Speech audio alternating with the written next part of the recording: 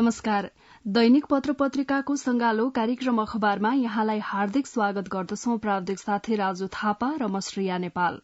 आज मिति 2080 साल साउन 17 गते बुधबार, श्रावण कृष्ण पक्ष प्रतिपदा तिथि, तदनुसार अगस्त महिनाको 2 तारिक सन् 2023, नेपाल सम्मत 1143।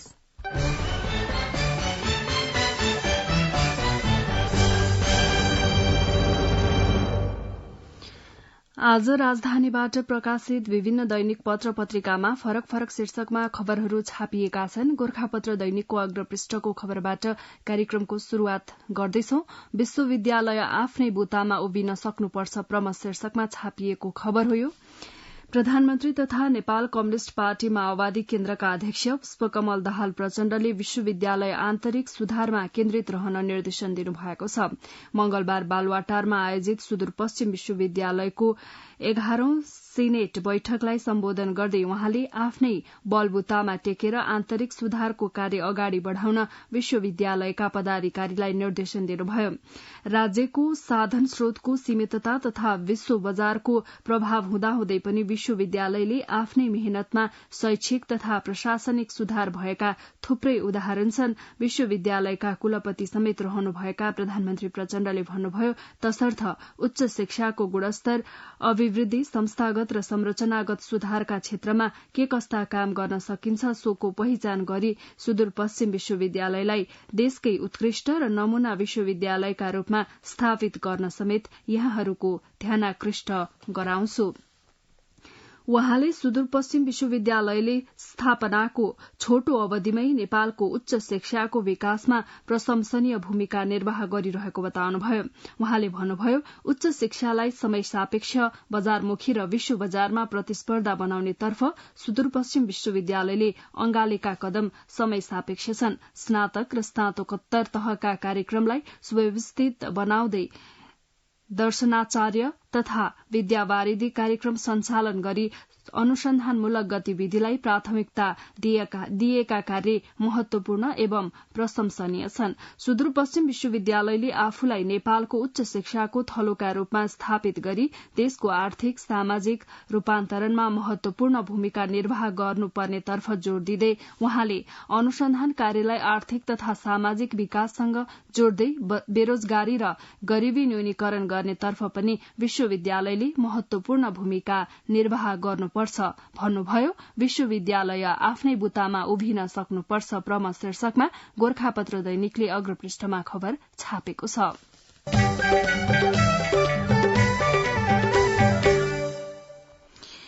100 किलो सुन तस्करी प्रकरण 18 जनाकै कल डिटेल्सका आधारमा दर्जनौं निगरानीमा शीर्षकमा नेपाल समाचार पत्रले अग्रपृष्ठमा खबर छापेको छ। राजस्व अनुसन्धान विभागले अहिलेसम्मकै ठूलो मानिएको 1 क्विन्टल 100 किलो सुन तस्करी प्रकरणमा पक्राउ परेका मुख्य डिजाइनर मध्येका एक मानिएका चीनिया नागरिक दावा छिरिङमा मुख्य अनुसन्धान केन्द्रित गरेको छ।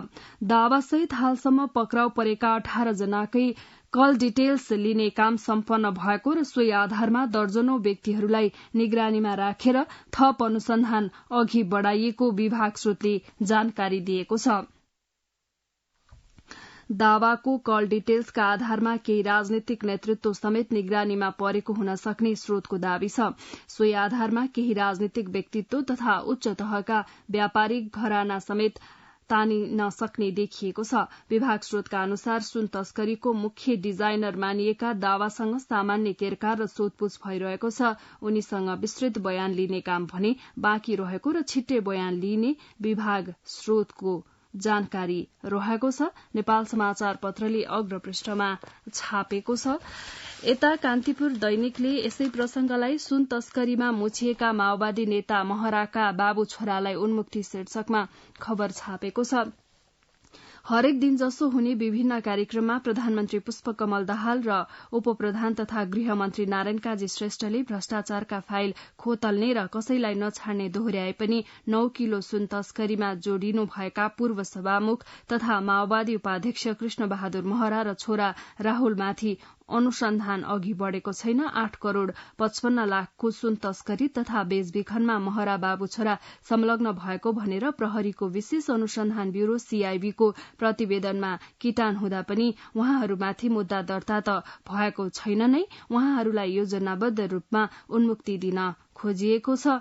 सुन तस्करीमा मुछिएका माओवादी नेता महराका बाबु छोरालाई उन्मुक्ति शीर्षकमा कान्तिपुर दैनिकले अग्रपृष्ठमा खबर बनाएको छ भने कान्तिपुर दैनिकले अग्रपृष्ठमा अधकल्चा अनुसन्धान शीर्षकमा खबर छापेको छ। अन्नपूर्ण पोस्टले नक्कली भूटानी शरणार्थी प्रकरण टुंगोमा नपुग्दै ललिता निवास जग्गा अतिक्रमणमा सरकारले अनुसन्धान अघि बढ़ायो। यी प्रकरणले चर्चा पाइरहेका बेला भन्सार पास भएको 1 क्विन्टल सुन राजस्व अनुसन्धान विभागले समात्यो। 3 ठूला प्रकरणले एकैपटक तरंग मचायो तर 3वटै प्रकरण अधकल्चा छन्। यी प्रकरणका मुख्य नेतृत्वकर्तालाई अनुसन्धानको दायरा ल्याइएको छैन। सरकारले पुरानो सिनो कोट्याउने काम मात्रै गरेको पूर्व सचिव भरत थापाको टिप्पणी छ। सरकार पुरानो सिनो कोट्याएर बसेको छ। भ्रष्टाचार नियन्त्रणमा एक थोपा पनि काम गरेकै छैन। ट्रान्सपरेन्सी इन्टरनेशनलका पूर्व अध्यक्ष समेत रहनुभएका थापाले भन्नुभयो, ललिता निवास पुरानै सिनो हो। सुन तस्करी चलिरहेकै छन्। पुरानो गर्नु हुँदैन भन्ने होइन, तर नयाँ काम गरेर देखाउनु पर्यो। प्रचारबाजीमा मात्रै सरकार लागेको छ। पूर्व प्रहरी नायब महानिरीक्षक हेमन्त मल्ल ठकुरीले भ्रष्टाचारको अनुसन्धानमा सरकार डराए जस्तो देखिएको बताउनुहुन्छ। अधकल्चा अनुसन्धान अन्नपूर्ण पोस्टले अग्रपृष्ठमा छापेको छ।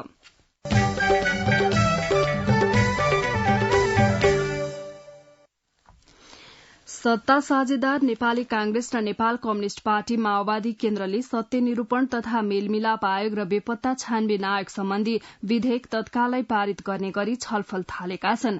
कानून निर्माण गरी संक्रमणकालीन न्याय निरूपणको विषय तत्काल टुंग्याउन सहमत कांग्रेस र माओवादी केन्द्रले संसदीय समितिमा रहेको विधेयक संसदबाट पारित गरेर शान्ति प्रक्रियाका बाँकी कामलाई पूर्णता दिने गरी छलफल थालेका हुन्।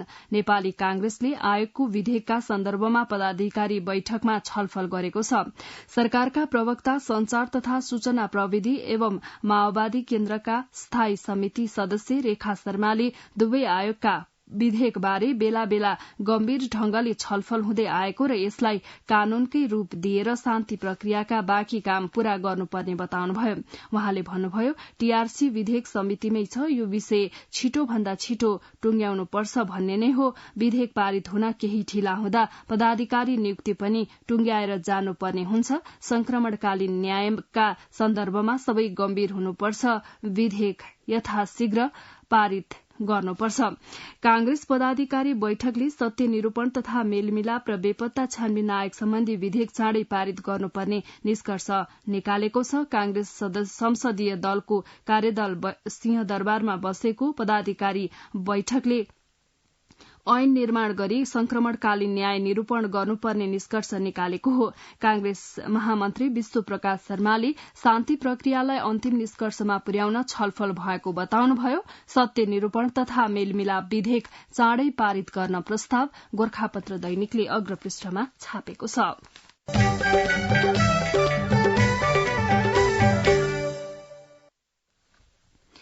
शरणार्थी प्रकरणमा मुछिएकासँग सम्पत्ति शुद्धिकरणको बयान। पूर्व मन्त्रीद्वय खाँड र रायमाझीसँग छिट्टै बयान लिइने तयारी। नेपाल समाचार पत्रले अग्रपृष्ठमा छापेको खबरको शीर्षक हो। सम्पत्ति शुद्धिकरण अनुसन्धान विभागले नक्कली भूटानी शरणार्थी प्रकरणमा मुछिएकाहरूसँग बयान लिन शुरू गरेको छ। सो प्रकरणमा मुछिएका पूर्व गृहमन्त्री बालकृष्ण खाँड, पूर्व उप प्रधानमन्त्री टोप बहादुर रायमाझी, पूर्व गृह सचिव टेक नारायण पाण्डे लगायतसँग छिट्टै बयान लिने तयारी गरिएको सम्पत्ति शुद्धिकरण अनुसन्धान विभाग स्रोतले जानकारी दिएको छ। काठमाण्डु जिल्ला अदालतको आदेश अनुसार सो प्रकरणमा मुछिएका 16 जना हाल कारागारमा छन्। प्रहरीले नक्कली भूटानी शरणार्थी प्रकरणमा दोषी ठहरिएको भन्दै 16 जना विरूद्ध मुद्दा चलाउँदै उनीहरूलाई थप अनुसन्धानका लागि सम्पत्ति शुद्धिकरण अनुसन्धान विभाग र अख्तियार दुरूपयोग अनुसन्धान आयोगमा पठाएको थियो। नेपाल समाचार पत्रले अग्रपृष्ठमा छापेको छ।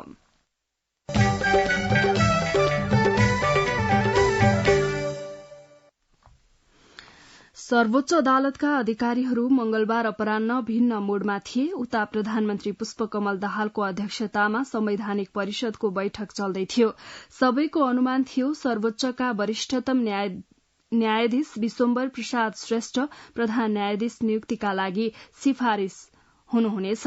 हामी उहाँलाई बधाई दिने तयारीमा बसेका थियौं, तर परिषदको बैठक नै स्थगित भयो भन्ने अप्रत्याशित खबर आयो। सर्वोच्चका एक कर्मचारीले भने परिषदका पदेन सदस्य रहेका विपक्षी दल एमालेका अध्यक्ष केपी शर्मा ओलीले बैठकमा अचानक नयाँ प्रस्ताव राखेपछि मंगलबार प्रधान न्यायाधीशको नाम सिफारिश हुन नसकेको हो। परिषदका एक सदस्यका अनुसार ओलीले अन्य संवैधानिक आयोगका रिक्त पदमा पनि सिफारिश गरौं भनेपछि प्रधान न्यायाधीश सिफारिश गर्ने मामलामा छलफल अघि बढ़न सकेन।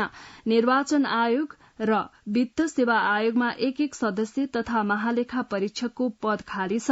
संवैधानिक परिषदका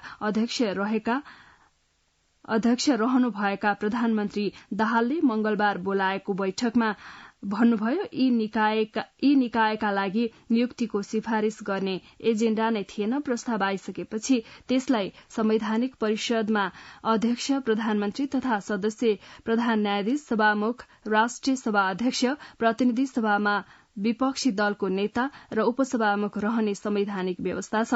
संविधानको धारा 284 को 2 मा प्रधान न्यायाधीश नियुक्तिको सिफारिश गर्दाका हकमा कानून मन्त्री पनि सदस्यका रूपमा परिषदको बैठकमा उपस्थित हुने व्यवस्था छ।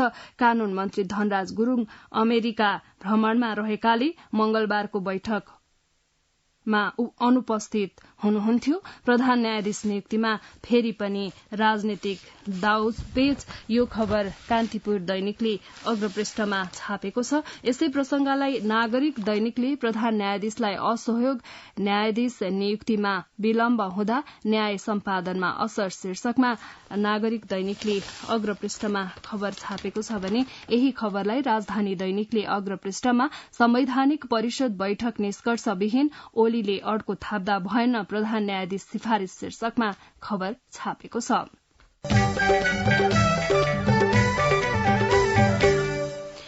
तपाईं यति बेला दैनिक पत्र पत्रिकाको संगालो कार्यक्रम अखबार सुन्दै हुनुहुन्छ। अब एकैछिन विज्ञापन र सन्देश। सुन त, भोलिको मिटिङको लागि सबैलाई फोन गर्यो? छैन सर, मेरो मोबाइलमा ब्यालेन्स नै थिएन। अलि पछि गर्छु ल्यान्डलाइनबाट। लौ हेर, मोबाइलमा ब्यालेन्स छैन भनेर हुन्छ? तिमीलाई थाहा छैन यस कार्यालयले नेपाल टेलिकमको कर्पोरेट युजर ग्रुप अर्थात सीयूजी सेवा लिएको छ। तिम्रो नम्बरलाई पनि सीयूजीमा सहभागी गराउन। अनि सर, मेरो त प्रिपेड नम्बर हो नि।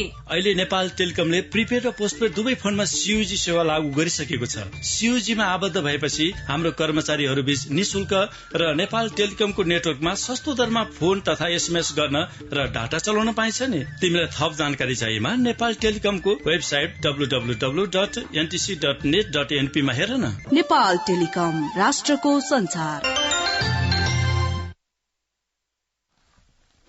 कार्यक्रममा पुनः स्वागत छ। अब विभिन्न दैनिक पत्र पत्रिकामा छापिएका बाँकी खबरहरू। माओवादी केन्द्र बैठक आजदेखि 583 केन्द्रीय कमिटिमा 35 थपिँदै शीर्षकमा राजधानी दैनिकले खबर बनाएको छ। अग्रपृष्ठमा नेपाल कम्युनिष्ट पार्टी माओवादी केन्द्रको केन्द्रीय कमिटिको संख्या अझै बढ़ने भएको छ। बुधबारदेखि काठमाण्डुमा शुरू हुन लागेको केन्द्रीय कमिटि बैठकले नयाँ 35 जनालाई केन्द्रीय कमिटिमा मनोनित गर्ने निर्णय गर्न लागेको छ। माओवादी केन्द्रको अहिले केन्द्रीय कमिटिमा केन्द्रीय सदस्य 385 र वैकल्पिक केन्द्रीय सदस्य 198 जना रहेका छन्। माओवादी केन्द्रका एक पदाधिकारीका अनुसार केन्द्रीय कमिटिमा महिलाको 33% संख्या नरहेकाले मनोनित गरेर सो संख्या पूरा गर्न लागि हो। केन्द्रीय सदस्यमा मनोनित हुनेमा केही पार्टी एकीकरणबाट आएका नेता पनि रहेका छन्। राजधानी दैनिकले अग्रपृष्ठमा छापेको छ।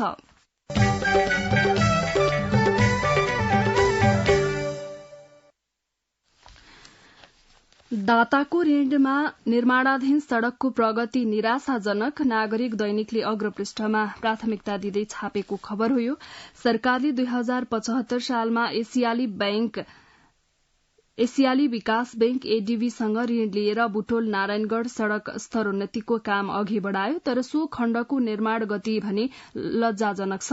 एडीबीसँग ऋण लिएर बुटोल नारायणगढ़ 113 किलोमिटर सड़क स्तरोन्नतिको कार्य प्रगतिको अवस्था पनि दर्दनाक छ। 2075-76 सालमा ठेक्का सम्झौता भएको यो आयोजना 42 महिनाभित्रै निर्माण सम्पन्न गर्नुपर्ने थियो, तर 52 महिना बितिसक्दा पनि यो सड़क खण्ड विस्तारको काम 1/3 मात्रै भएको छ। शुरूआती ठेक्का सम्झौता अनुसार यो सड़क खण्ड 2079 साउन 22 गते भित्र सम्पन्न गर्नुपर्ने थियो। सड़क विभागले यो आयोजनाको म्याद 1 वर्ष थपेर 2080 साउन 22 गतेसम्म पुर्याएको छ। अहिले यो आयोजनाको समष्टिगत भौतिक प्रगति 37.17% मात्रै रहेको छ। दाताको ऋणमा निर्माणाधीन सड़कको प्रगति निराशाजनक, नागरिक दैनिकले अग्रपृष्ठमा छापेको छ।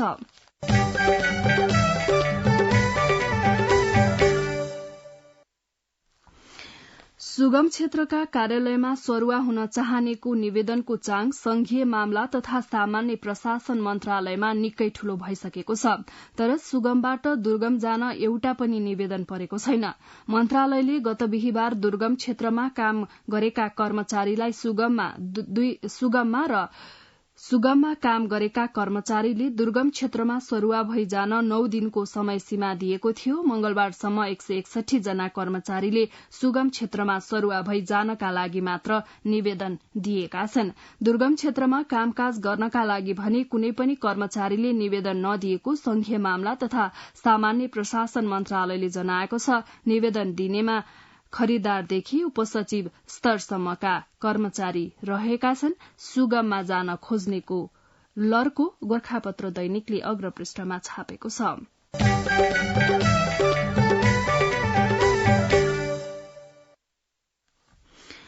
विराटनगर जुट मिल्समा सरकारी सम्पत्ति हिनामिना गरेको आरोपमा कार्यवाहीको सिफारिशमा परेका लेखा परीक्षक सुबोध कुमार कर्णले नै नेपालमा मिलेनियम च्यालेन्ज कम्प्याक्ट एमसीसी को आन्तरिक लेखा परीक्षण गर्दै आएको पाइएको छ। उच्च अदालत विराटनगरका तत्कालीन न्यायाधीश शेखर पौडेलको संयोजकत्वमा रहेको छानबिन समितिले लेखा परीक्षक कर्ण समेतको मिलेमतोमा जुट मिल्सको सरकारी सम्पत्तिमा हानि पुर्याएको भन्दै हदैसम्मको कार्यवाहीको सिफारिश गरेको थियो, तर उनले 69 करोड़ 7 लाख डलरको एमसीसी नेपाल सम्झौताको लेखा परीक्षण गर्ने जिम्मेवारी सम्हाल्दै आएका छन्। न्यायिक छानबिनमा दोषी ठहर गर्नलाई एमसीसी को लेखा परीक्षणको जिम्मा शीर्षकमा नयाँ पत्रिका दैनिकले अग्रपृष्ठमा खबर छापेको छ।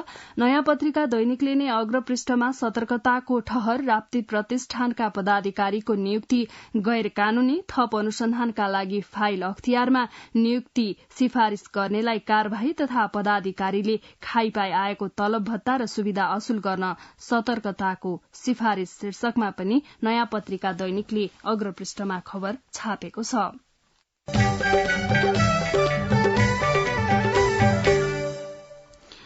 चामल निकासी प्रतिबन्धले खाद्य संकटको चिन्ता शीर्षकमा कारोबार दैनिकले अग्रपृष्ठमा खबर बनाएको छ। छिमेकी मुलुक भारतले बासमती बाहेकका चामल निकासीमा प्रतिबन्ध लगाएपछि नेपालमा विभिन्न समस्या पर्ने भएको छ। चामलमा खाद्य संकट, मूल्य वृद्धि तथा चोरी पैठारी जस्ता समस्या एकैपटक सामना गर्नुपर्ने देखिएको हो। नेपाल चामल, तेल, दाल उद्योग संघका अनुसार हाल नेपालले कुल खपतको करिब 20% चामल भारतबाट आयात गरिरहेको छ। भारतबाट आयात गरिने गैर बासमती चामल निकासीमा प्रतिबन्ध लागेकाले नेपाली बजारमा चामल अभावसँगै मूल्य वृद्धि पनि हुनेछ।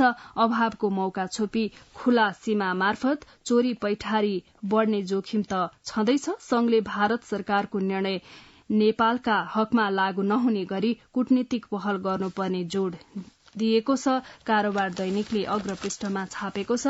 यता नागरिक दैनिकले आर्थिक पृष्ठमा भारतको प्रतिबन्धले चामलको भाव बढ़्यो शीर्षकमा खबर बनाएको छ। भारतले चामल निर्यातमा प्रतिबन्ध लगाएपछि व्यापारीले चामलको भाव बढ़ाएका छन्। चामलको मूल्य बोरामै 200 रूपियाँसम्म बढ़ेको छ। भारतबाट आयात रोकिएपछि चामलको मूल्य बढ़ेको नेपाल खाद्य किराना व्यवसायी संघका अध्यक्ष देवेन्द्र भक्त श्रेष्ठले बताउनुभयो। नागरिक दैनिकले भित्री पृष्ठमा छापेको छ।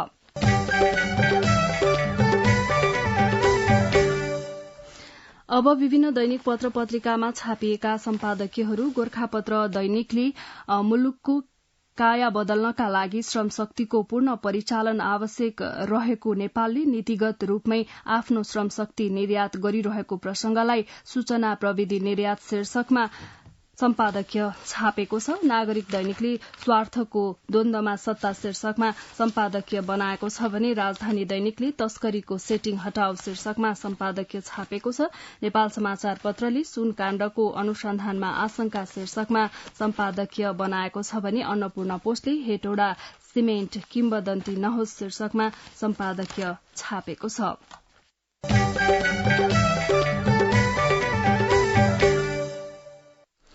विभिन्न दैनिक पत्र पत्रिकामा छापिएका सम्पादकीयपछि अब बाँकी प्रसंग छोटकरीमा।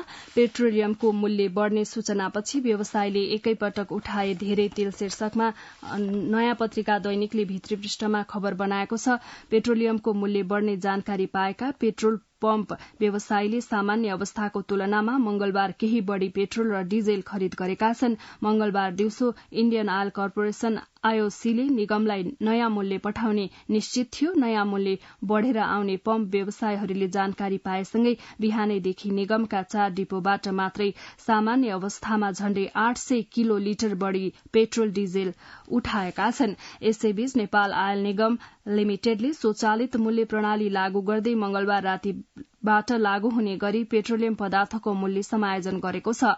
निगमको मंगलबार साँझ बसेको संचालक समिति बैठकले पेट्रोल 900, डिजेल र मट्टी तेल समान 700 प्रति लिटरले वृद्धि गरेको छ। त्यस्तै खाना पकाउने एलपी ग्यासको मूल्य भने प्रति लिटर 130 रूपियाँले घटाएको छ। नयाँ पत्रिका दैनिकले भित्री पृष्ठमा छापेको खबर हो यो। यता नयाँ पत्रिका दैनिकले अग्र पृष्ठमा एकैछिनमा बाँदरले मकै सिद्ध्याए शीर्षकमा खबर छापेको छ। अर्घाखाँचीको सन्धिखर्क नगरपालिका 8 किम डाँडाकी खुमादेवी राणा मगरले बिहानै मकैबारीमा पुगिन्। मकै ठिकठाक थिए, बाँदर पनि देखिएका थिएनन्। तर बिहान 11 बजे खाना खान घरभित्र गइन्। बाहिर निस्किँदा त बाँदरले 15 देखि 20 टोका मकै च्यातेर सकिसकेको रहेछ। उनले भनिन्, छोरा भीमबहादुरसँगै मिलेर बाँदर लखेटौं च्यातेर नष्ट गरेका मकै आमा छोराले एक ठाउँमा राखेर थुप्रो बनायौं। यो खबर नयाँ पत्रिका दैनिकले अग्र पृष्ठमा छापेको छ। नयाँ पत्रिका दैनिकले नै भित्री पृष्ठमा नेपालका 3 महिला 4 महिनादेखि दक्षिण अमेरिकी मुलुकमा बन्धक, मकवानपुरकी 35 वर्षीय तीर्थ लामा वाइबा, सिन्धुपाल्चोककी 44 वर्षीय शेरसाङ लामा र 40 वर्षीय याङजिन शेर्पा ट्रिनिडाड एण्ड टोबागोमा अमानवीय रूपमा बन्धक बनाइएको प्रसंगलाई छापेको छ भने गोरखापत्र दैनिकले भित्री पृष्ठमा नारायणी नदी तटबन्ध रकम अभावले प्रभावित शीर्षकमा खबर छापेको छ। वर्षा शुरू भएपछि नारायणी नदी किनारमा बस्ने बासिन्दाको चयन गुम्छ। नारायणी नदीको उचित तटबन्ध हुन नसक्दा तटीय क्षेत्रका बासिन्दा जाग्राम बस्न बाध्य छन्। नारायणी तटबन्धबाट नवलपरासी पूर्वका मात्रै 90,000 बासिन्दा प्रत्यक्ष रूपमा प्रभावित छन्। चितवनतर्फ 3 लाख भन्दा बढ़ी प्रभावित छन्। गोरखापत्र दैनिकले भित्री पृष्ठमा छापेको छ। अन्नपूर्ण पोस्टले अग्र पृष्ठमा पर्यटकमा भारतका धेरै शीर्षकमा भित्री पृष्ठमा खबर छापेको छ भने गोरखापत्र दैनिकले नै भित्री पृष्ठमा माथिल्लो अरूण जलविद्युत आयोजनाको पूर्व तयारी धमाधम शीर्षकमा खबर बनाएको छ। यता कान्तिपुर दैनिकले भित्री पृष्ठमा सर्वसाधारणका लागि खोलिँदै तातो पानी नाका शीर्षकमा अग्र पृष्ठमा खबर छापेको छ।